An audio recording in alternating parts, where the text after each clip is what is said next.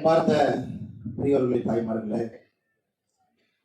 மேடையில் இருக்கக்கூடிய நபர்கள் நம் எல்லோருக்கும் அறிமுகமானவர்கள், முக்கியமானவர்கள் பேச போகின்றார்கள். நீங்க கவனிச்சுட்டு இருக்கிறீங்க.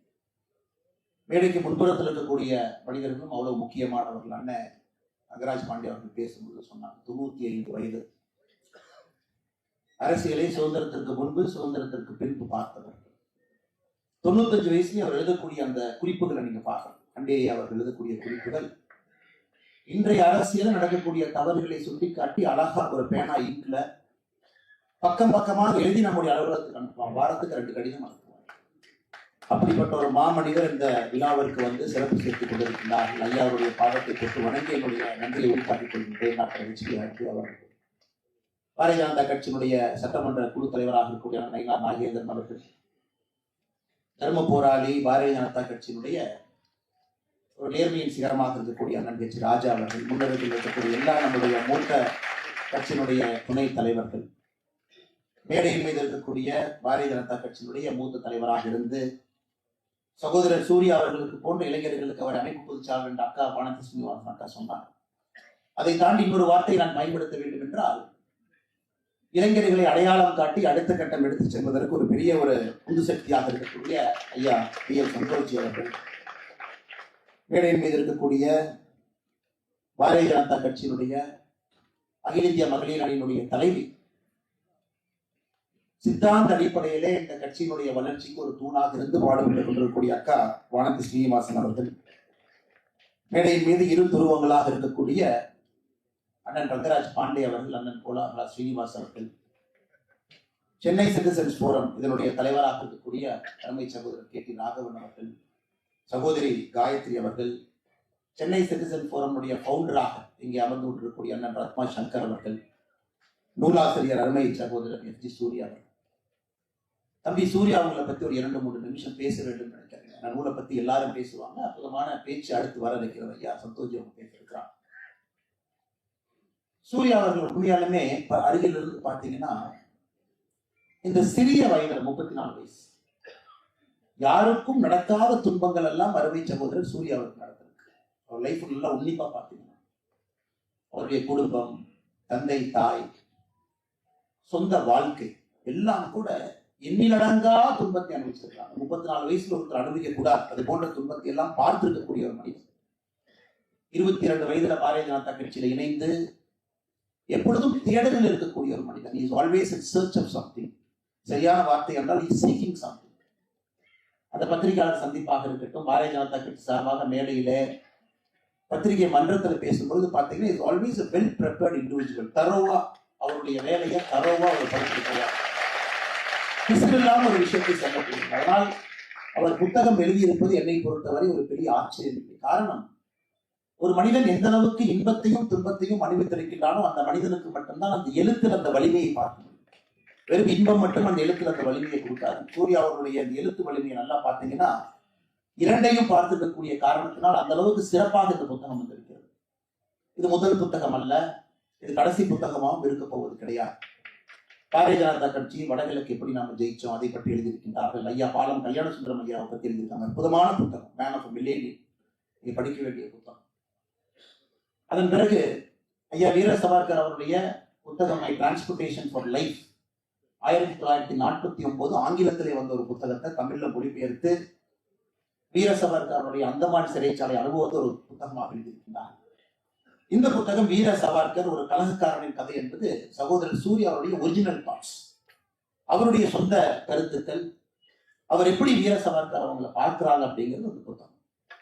இந்த புத்தகம் சாதாரணமா வரலைங்க. 2023 எனக்கு இந்த புத்தகத்தை கொடுத்தாங்க.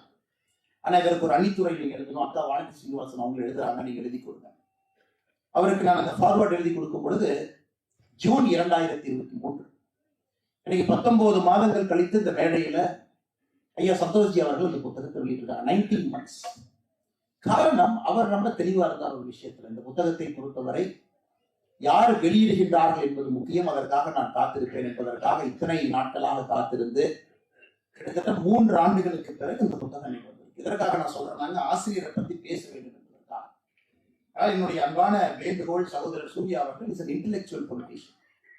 நிறைய யோசிச்சு அரசியல் பண்ணக்கூடியவர். இதே பாதையில தரம் பெறலாம் அவர் போகணும். ஒரு பெரிய ஒரு ஃபியூச்சர் அவருக்கு இந்திய அரசியல்ல காத்திருக்கிறது என்பது என்னோட தினமான ஒரு நம்பிக்கை. நிறைய அந்த பாரதிய ஜனதா கட்சி இது போன்ற தூண்கள் பீப்புளுக்கு ஆனா தமிழகத்துல எத்தனையோ புத்தகங்கள் எழுதலாம். ஆனா வீர சவர்கர் அவரை பற்றி 2வது புத்தகத்தை 34 வயசுல எழுதாரு. யோசிச்சுப்பாங்க. ஒரு அன்பாப்புலரான ஒரு விஷயத்தை எடுத்து எனக்கு அதுல ஒரு பெரிய ஈடுபாடு இருக்கு, திஸ் இஸ் மை ஹார்ட், அதை நான் நிச்சயமாக எழுதுவேன், மக்கள் முன்னாடி நான் வைப்பேன் அப்படிங்கிறது சாதாரண வேலையில் புத்தகம் விற்க வேண்டும் என்று நினைக்கிறேன். இந்த புத்தகம் விற்பதற்கு எதை எழுதினால் விற்கும் என்பது எல்லோருக்கும் தெரியும். அதை தாண்டி விநாயக் தாமோதர் சவர்கர் அவருடைய புத்தகத்தை எடுத்து கொண்டு வந்திருக்கார்கள். எந்த அளவுக்கு ஒரு ஐடியாலஜிக்கல் கமிட்மெண்ட் அவருக்கு. வீர சவர்கர் ஐயாவை பற்றி எல்லாரும் பேச போறாங்க, முக்கியமான விஷயங்கள் உங்களுக்கு கொடுக்க போறாங்க. காரணம் அவருடைய வாழ்க்கை ஒரு மிக மிக வித்தியாசமான ஒரு வாழ்க்கை. நீங்க மகாத்மா காந்தி ஐயாவோட அப்படியே பேரலா ஒரு வாழ்க்கையை கொண்டு வரலாங்க. 1869 அவர் பிறந்தாங்க, 1883 அவர் பிறந்தாங்க. 14 ஆண்டுகளுக்கு பிறகு அப்படியே நீங்க ட்ரேஸ் பண்ணி கொண்டு வாங்க 2 பேருடைய வாழ்க்கை. மகாத்மா காந்தி அவர்கள் எப்பொழுது ஒரு சுதந்திர வேள்வி வந்துச்சுன்னு பாருங்க. 1893 சவுத் ஆப்பிரிக்கால பீட்டர் மேரிட்ஸ்பர்க் அப்படிங்கிற ரயில்வே ஸ்டேஷன்ல ஒரு ட்ரெயின்ல இருந்து தூக்கி எறியப்படுகின்றான். First class அமரக்கூடாது. அந்த கொடூரமான அந்த குளிர்ல 4 டிகிரி குளிர்ல ஒரு இரவு முழுவதும் அமர்ந்து அடுத்த நாள் காலையிலிருந்து ஒரு வித்தியாசமான மனிதன் மோகன்தாஸ் கரம்சந்த் காந்தி மகாத்மா காந்தியா மாறுறான். 1869 to 1893 பார்த்தீங்கன்னா இட்ஸ் an uneventful life. யாருக்காவது வேலை பார்க்கணும், பணம் சம்பாதிக்கணும், ஒரு குஜராத் ட்ரேடருக்கு போய் வேலை பார்க்கணும் சவுத் ஆப்பிரிக்கால, இங்கிலாந்துல படிக்கணும், இதுதான் மகாத்மா காந்தியுடைய வாழ்க்கையாக இருந்துச்சு. ஆனா ஒரு விஷயம் அவர் மாற்றிச்சு. ஆனா சவர்கருடைய வாழ்க்கையை பார்த்தீங்கன்னா பிறந்ததிலிருந்து ஒரு வேள்வியை காட்டிக்கிட்டே வந்தார். பிறந்ததிலிருந்து 12 வயசுல அப்படின்னு சொன்னாங்க, 14 வயசுல சொன்னாங்க. பூநூலை கழட்டியவர். யோசிப்பாங்க, தான் போட்டிருந்த பூநூலை கழட்டினார். எதற்கு கழட்டினார்னா நான் காஸ்ட் டிஸ்கிரிமினேஷன் எதிர்த்து போறேன். அங்க நடக்கக்கூடிய நாடகத்துல அந்த காலத்துல மேற்தட்டு மக்கள் தான் பார்க்க வேண்டும் என்பதை உடைத்து எல்லாரும் நாடகம் பார்க்கணும். இது வீர சவர்கருடைய ஆரம்ப கால வாழ்க்கை. உடைச்சாரு. சமபந்தி போஜனம், எல்லோரும் ஒன்றாக அமர்ந்து சாப்பிட வேண்டும் நினைச்சாரு. ஏன் அப்படி இருந்தும் கூட சாப்பிட மாட்டாங்கிறதுக்காக அவரே ஒரு உணவு கூடத்தை ஆரம்பிச்சார். அந்த உணவு கூடத்துல 2 முதலாளிகளை இவரே உருவாக்கினார். ஒரு பிராமின் முதலாளி உருவாக்கினாரு. ஒரு பட்டியலின சமுதாயத்திலிருந்து இன்னொரு முதலாளியை ஆரம்பித்து இருவருக்கும் 50% ஷேர் கொடுத்து அந்த ஹோட்டல் நடத்தினாங்க. இதெல்லாம் எப்ப நடத்தினாங்க? அவருடைய காலகட்டத்தை பாருங்க. சுதந்திரத்திற்கு முன்பு. இன்னைக்கு நம்முடைய தமிழ் மண்ணில் சமூக நீதி பேசக்கூடியவர்களுக்கெல்லாம் எத்தனையோ ஆண்டுகளுக்கு முன்பு இதெல்லாம் ஒரு சிறு வயதில் நடத்தி காட்டிய ஒரு மனிதன். சிவாஜி ஸ்காலர்ஷிப் கிடைச்சது அவருக்கு. பாலகங்காதர திலக் அவர்கள் லண்டனுக்கு அனுப்பி வைக்கலாம். டெம்பிள் டீல் அங்க போகணும், படிக்கணும், லாயரா வரணும். அதன் பின்பு நடந்தது நம்ம எல்லோருக்கும் தெரியும். ஏன்னா இங்கிலாந்து நீங்க போனீங்கன்னா அது எத்தனையோ மனிதர்களை கிளர்ச்சிவாதிகளாக மாற்றி இருக்கிறது. அந்த மண்ணுக்கு ஒரு தன்மை. அங்க நீங்க போய் பார்த்தீங்கன்னா நம்ம எல்லோருக்குமே தெரியும் எதற்காக இங்கிலாந்து நாட்டை பொறுத்தவரை இத்தனை பேருக்கு ஒரு புரட்சியாளராக கிளர்ச்சியாளராக மாற்றி இருக்கிறது. இந்தியா ஹவுஸ் எதற்கு அவ்வளவு ராடிக்கல்ங்கிற ஒரு வார்த்தைக்குள்ள அவங்க அடைச்சாங்க. பட் அவங்க ஆன்டி எஸ்டாப்ளிஷ்மெண்டாக இருக்காங்க. வாண்ட் ஆஃப் பெட்டர் வேர்ட், ராடிக்கல்ங்கிற ஒரு வார்த்தைக்குள்ள உள்ளத்தை அடைச்சி வச்சுட்டு இருக்கு இத்தனை காலமா. ஆன்டி எஸ்டாப்ளிஷ்மெண்டாக உருவானவர். கண்மூடி எதிர்த்தார். அவங்க இந்த ஈஸி ரூட் எடுக்கிறதுக்கு தயாராகவே இல்லை. எதற்காக அதையெல்லாம் செஞ்சாங்க இந்த புத்தகத்தில் நீங்க படிக்க. எதற்காக இவர்கள் மாறினார்கள்? எதற்காக இங்கிலாந்து அவங்களை மாறிச்சு? இந்தியா ஹவுஸ்ல என்ன பண்ணாங்க? இவருடைய தாட் ப்ராசஸ் எப்படி இருந்துச்சு? அதெல்லாம் தாண்டி சொன்னாங்க கப்பல்ல அவருக்கு பாருங்க 50 ஆண்டு காலம் சிறை, டபுள் லைஃப் இம்ப்ரெஸ்மென்ட். எதற்கு? 2 விஷயத்திற்காக. நாசிக்குடைய கலெக்டரை கொண்டாங்க, அதற்கு வெப்பன் சப்ளை பண்ணாரு, அதற்கான ஐடியாலஜிக்கல் இம்ப்ரிண்ட் அவர் கொடுத்தாரு. செக்ஷன் 121A இங்கிலாந்து அரசுக்கு எதிராக, குறிப்பாக இங்கிலாந்தினுடைய ராஜாவுக்கு எதிராக கிளர்ச்சி ஏற்படுத்தினார்கிற 2 விஷயத்தை மையமாக வைத்து ட்ரையல் பண்ணி அவருக்கு 50 ஆண்டு காலம் இரட்டை ஆயுள் தண்டனை கொடுத்தாங்க. வயசு யோசிச்சு பாருங்க. அந்தமான் சிறைச்சாலை இன்னைக்கு எல்லாருக்கும் ரொம்ப சாதாரணமா போயிடுச்சு. இன்னைக்கு தமிழகத்துல பாத்தீங்கன்னா வேறு வேறு கட்சிகள் நமக்குள்ள சண்டை போட்டுக்கிறோம், ஐடியாலஜிக்கல் ஃபைட். அதெல்லாம் ஒரு கட்சியை சார்ந்தவர்கள் மற்றொரு கட்சி எப்படி திட்டுவாங்கன்னா, நீ வீர சவர்கர் பரம்பரை, நீ மன்னிப்பு கேட்ட பரம்பரை இல்லை, நீ வீர சவர்கர் பரம்பரை. அந்த கட்சியினுடைய தொண்டர்கள் இன்னொரு கட்சி எப்படி சொல்லுவாங்கன்னா, நீ பக்கம் 21 பரம்பரை தான். இது சமூக வலைதளத்திலே ஒரு பேசுவதற்கோ சமூக வலைதளத்துல திட்டிக் கொள்வதற்கோ சரியா இருக்கு. நீ வீர சவர்கர் பரம்பரைன்னு சொல்லிட்டு நம்ம பக்கம் 21 பரம்பரைன்னு சொல்லுது. ஆனா இது போன்ற புத்தகங்கள் வரும்போது அந்த நெரேட்டிவை ஷிஃப்ட் பண்ணி ஒரு இன்டெலெக்சுவல் பேசிஸ் கொண்டு வருது. That is very important. அது ரொம்ப முக்கியம். ஏன்னா எல்லாருமே சமூக வலைதளத்தில் அவங்க திட்டுறாங்க அப்படிங்கறதுக்காக இந்த கட்சியை சார்ந்தவங்க திட்டிட்டு போயிடுவாங்கிறத தாண்டி ஒரு இன்டெலெக்சுவல் இம்பெக்ட். அந்தமான்ல செல்லார் சிறைக்கு நீங்க போனீங்கன்னா அந்த சிறையினுடைய கடைசி பகுதியில 4வது மாடியில கடைசி ரூம்ல வீர சவர்கருடைய ரூம் இருக்கும். நீங்க பார்த்துருப்பீங்க. சில பேர் அங்க டூரிஸ்ட் போனவங்க போய் பார்த்துருப்பீங்க. அந்த ரூமுடைய தன்மையை நீங்க பார்த்துருப்பீங்க. அந்த ரூம் எப்படி இருக்கும் நீங்க பார்த்துருப்பீங்க. அதனால என்னை பொறுத்தவரை தமிழகத்துல இருக்கக்கூடிய அன்பு நண்பர்கள், நீங்க எந்த சிந்தனை உங்களுக்கு இருந்தால் அந்தமான் சிறைக்கு போகும்பொழுது ஒரு முறை நீங்க அங்க போய் செல்லார்ஜியில போய் பார்க்கணும். ஒரு ஓப்பன் மைண்டடா. ஏன்னா இவங்க எல்லாருமே இந்தியாவிற்காக பாடுபட்ட ஒரு பொலிட்டிக்கல் பார்ட்டிக்காக அவங்க யாரும் வேலை செய்யலாம். தி ஒர்க் ஃபார் பாரத். நம்முடைய நாடு நன்றாக இருக்க வேண்டும், அதற்கு ஒரு ஐடியாலஜிக்கல் இம்ப்ரிண்ட் வேண்டும் என்பதற்காக. அதனால் எந்த நேரத்தில் அன்பான வேண்டுகோள், எல்லா கட்சியை சார்ந்தவர்கள் நீங்க யாராக இருந்தாலும், எந்த பொலிட்டிக்கல் தாட் உங்களுக்கு இருந்தாலும், ஒரு ஓப்பன் மைண்டடோட நீங்க வீர சவர்கர் அவர்களை அணுக வேண்டும் என்பது இந்த எண்ணத்தில் நாம் வைக்கக்கூடிய அன்பான வேண்டும். ஏன்னா நம்ம ஒரே சித்தாந்த தாக்கம் இருக்கக்கூடிய கூட்டத்துக்கிட்ட பேசணும், ஒரே சித்தாந்த தாக்கம் இருக்கவங்களுக்கு கிட்ட இந்த புக்கை கொண்டு போனோம் அப்படிங்கிறத தாண்டி போய் பார்க்கணும். அந்தமான் சிறையில எவ்வளவு கொடூரமான தண்டனை அவருக்கு கொடுக்கப்பட்டது, அந்த தண்டனை எப்படி எல்லாம் அவர் அனுபவிச்சாரு. குளிப்பது கூட காலையிலே நிர்வாணமாக எல்லோருக்கும் முன்னாடி குளிக்கிறது. இந்த மனுஷன் படிச்சது எங்க, இந்த மனுஷன் வாழ்ந்தது என்ன, இந்த மனுஷனுடைய சிந்தனை என்ன. ஜெயில் சிஸ்டமை பாருங்க, உங்களை பிரேக் பண்ணணும், உங்க சோலை கிரஷ் பண்ணணும், உங்களை உள்ள சோல்ல இருந்து உங்களை கொன்றணும் அப்படிங்கிறதுக்காக தான் சிஸ்டம், ஜெயில் சிஸ்டமை டிசைன் பண்றாங்க. நிர்வாணமாக காலையிலே குளிக்க வேண்டும். அதை தாண்டி பனிஷ்மெண்ட் பாருங்க. குறிப்பாக இவருக்கு கொடுக்கப்பட்ட punishment standing in the stock. அப்படின்னா காலையிலே உங்க கையை கட்டி வச்சிருவாங்க. காலை 6 மணியிலிருந்து 10 மணி வரை, 12லிருந்து 5 வரை உங்களுடைய கையை கட்டி லைட்டா அந்த ரூஃப்ல மேல ஏற்றிடுவாங்க செயின் போட்டு. அப்ப கிட்டத்தட்ட உங்களுக்கு இந்த standing in the stock punishment என்பது 10 மணி நேரம் தினமும் தொங்கணும். இயற்கை உபதை செல்வதற்கு கூட உங்களால் முடியாது 10 மணி நேரம். ஏன்னா உங்களுடைய சோலை கிரஷ் பண்ண அடிப்படையிலே உங்களுடைய ஆன்மாவை கொண்டுட்டா உங்களுக்கு இருக்கக்கூடிய சிந்தனை எல்லாம் கொன்று விடுவோம் என்பதற்காக உருவாக்கப்பட்டதுதான் அந்தமான் சிறைச்சாலை, cellular. Very scientifically design, very scientific. Jeremy பென்தம்னு ஒரு இங்கிலீஷ் பிலாசபர் இருந்தார். ஒரு சிறைச்சாலை எப்படி கட்ட வேண்டும் ஒரு பெரிய புத்தகம் எழுதியிருக்காரு. அதை வச்சுதான் பாதி சிறைச்சாலைகள் உலகம் முழுவதுமே டிசைன் பண்ணிருக்காங்க. எப்படி கிரஷ் பண்ணணும், ஆன்மாவை எப்படி சிதைக்கணும், உங்களுக்கே உங்கள் மேல் கோபத்தை எப்படி தூண்டுறது. அதுல 11 ஆண்டுகள் யோசிச்சு பாருங்க. 11 இயர்ஸ் இருந்தாங்க. நம்ம சிம்பிளா ஒரே வார்த்தையில கடந்த முறை சகோதரர் விக்ரம் சம்பத் அவர்கள் அவருடைய புத்தகத்தை வெளியிடும் பொழுது வீர சவர்கர் அவர் புத்தகத்தை வெளியிட சொல்லி நீ வர சொல்லியிருந்தாங்க. ஸ்டேஜில் வெளியிட்டாச்சு, எல்லாரும் பேசியாச்சு. அதன் பிறகு பத்திரிகையாளர் சந்திப்புல நானும் விக்ரம் சம்பத் அவர்கள் நின்று கொண்டிருக்கின்றோம். பத்திரிகை நண்பர் கேட்ட முதல் கேள்வி என்ன, எதுக்கு மன்னிப்பு கேட்டார் சொல்லிட்டு போங்க. இவ்வளவு பேசி அபினவ் பாரத்தை பற்றி பேசி, அவருடைய எசென்ஷியல்ஸ் ஆஃப் ஹிந்துத்துவ தத்துவத்தை பற்றி பேசி, அவருடைய வாழ்க்கை முறையெல்லாம் பேசி, எப்படி வாழ்ந்தார் என்பதை பேசி, அந்தமான் சிறைச்சாலையினுடைய கொடூரத்தை பேசி, எல்லாம் பேசினதுக்கு அப்புறம் ஒரே ஒரு லைன் அவங்க கேட்ட கேள்வி, நண்பர் ஒருவர் முதல் கேள்வி என்ன, இந்த மன்னிப்பு கேட்டாங்களா தமிழ்நாட்டில் சொல்றாங்க கொஞ்சம் பேசுறாங்க. அதெல்லாம் பதில் சொன்னதுக்கு அப்புறம், இல்ல இந்த மகாத்மா காந்தியினுடைய கொலையில் ஏதோ சம்பந்தம் சொன்னாங்க, அதை பத்தி 2 வார்த்தை பேசுங்க. எனக்கு தமிழகத்துல விநாயக் தாமோதர் சவர்கர்னாவே இந்த 2 வார்த்தைக்குள்ள அடைக்க பார்க்கணும். நாதுராம் கோட்சே அவரை இவர் இன்ஸ்பயர் பண்ணாரு, இவர் தான் தூண்டி விட்டாரு. மகாத்மா காந்தியினுடைய கொலை நடந்தது, இவரை கைது பண்ணாங்க, கொஞ்ச நாள் உள்ள வச்சிருந்தாங்க, அதன் பிறகு விடுதலை ஆனார். அப்பனா இவர் வந்து தப்பான ஒரு மனுஷனா இருக்கு.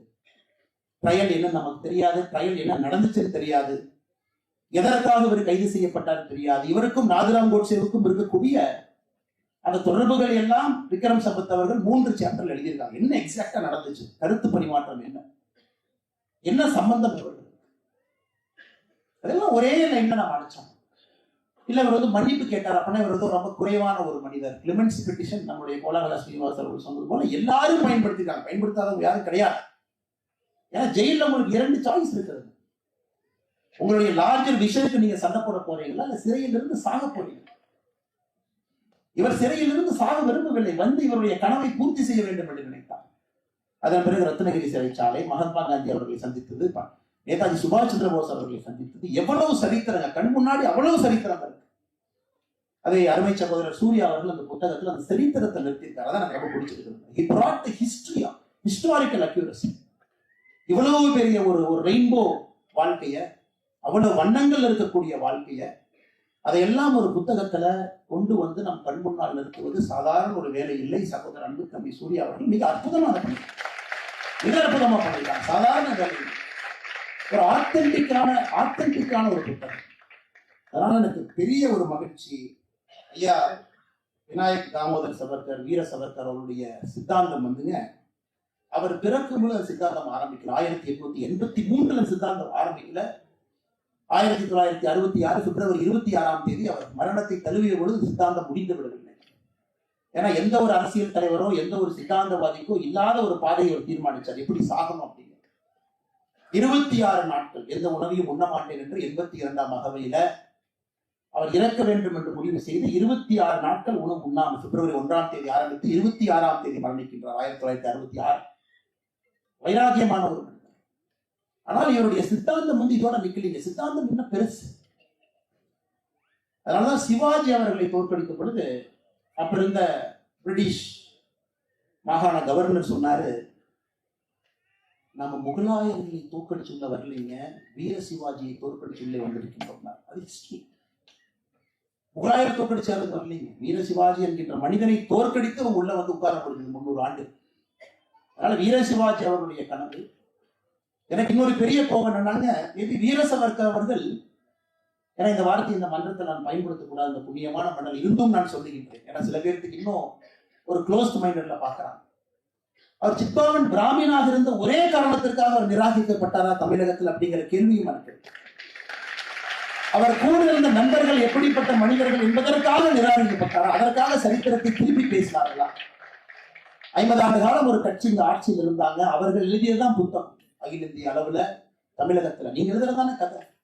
தினமரத்தை வெட்டினாங்க, நீங்க சொன்ன நம்பித்தான் ஆகும். யாரு போய் பார்த்தாங்க? அது எத்தனை தினமரத்தை வெட்டினாங்க நீங்க சொன்னாங்க கதை உங்களுக்கு தெரியாது.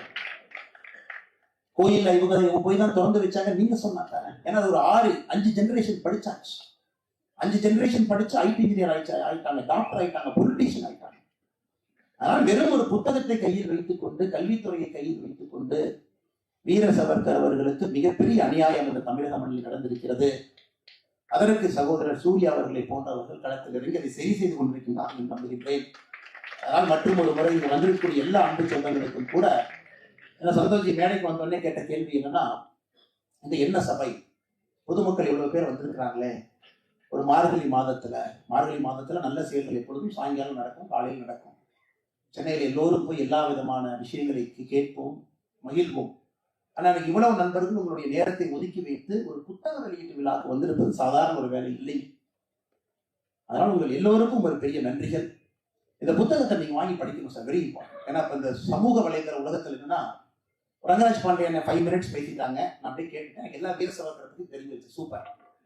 இல்ல சந்தோஷி வந்து 25 நிமிஷம் பேசிட்டாங்க, எனக்கு அது போதும், வீர சவர்கரை பத்தி எல்லாமே கவர் பண்ணிட்டாங்க, போதும். இல்லை, நீங்க இந்த புத்தகத்தை வாசிக்க வேண்டும் என்பதை நான் வாழ வேண்டும். நீங்க வாங்கி படிக்க. ஏன்னா இது பேசக்கூடிய யாருமே முழு வாழ்க்கையை அப்படியே சொல்ல முடியாது.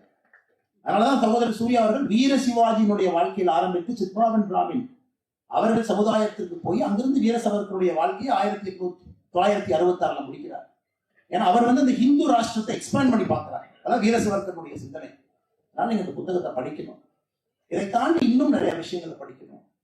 நான் சொல்லுகின்ற கருத்துக்கு ஒப்புகை இல்லாதவர்கள் நண்பர்கள் யாராச்சும் பாக்குறாங்க, இல்ல வீர சவர்கரை பத்தி நீங்க புகழ்ந்து பேசுறீங்கன்னா, என்னுடைய அன்பான வேண்டுகோள், ஓப்பன் மைண்டட்னஸோட கொஞ்சம் அவரை பத்தி படிக்கும். காரணம், உங்களுக்கு பிடிக்காமல் இருக்கலாம், அதற்காக உங்கள் குழந்தைகளுக்கும் பிடிக்காமல் செய்து விடாதீர்கள் என்பதுதான் என்னுடைய அன்பான கருத்து.